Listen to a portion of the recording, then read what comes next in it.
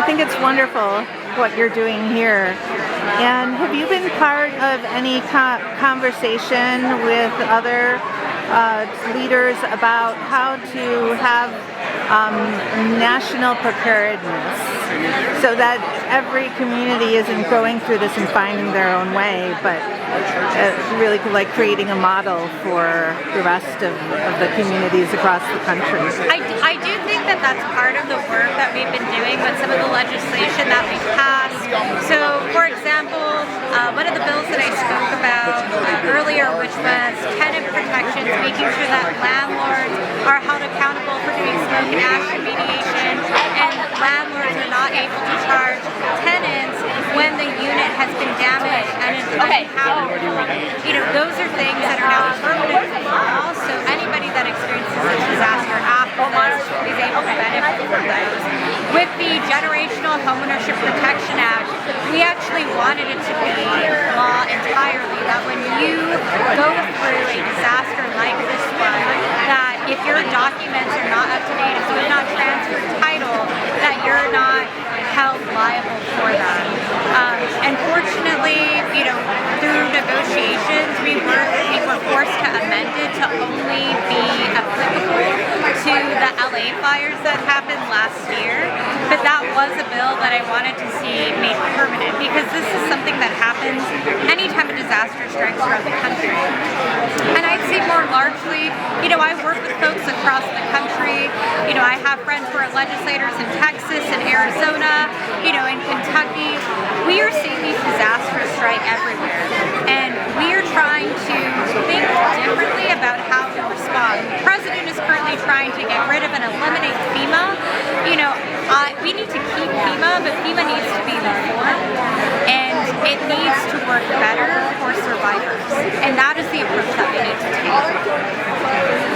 And do you have any idea how that can happen? I was actually a flood victim 3 years ago, and I got FEMA for 18 months, and it was a nightmare just getting, you know, what I did, and it was not enough. Have you been working with anyone in FEMA, or do you have any specific ideas? So, you know, I've met a lot of FEMA workers because of everything that's taken place here. Many of those employees have unfortunately been laid off. As you know, there's been massive layoffs that have happened on the federal government's end. You know, I'd say that right now what it has been is a discussion about how we might come together with other legislators from across the country to drive the reforms that we need. I don't think that we're necessarily come up with a kind of solid vision of what this reform should look like, but we know right now it's not working.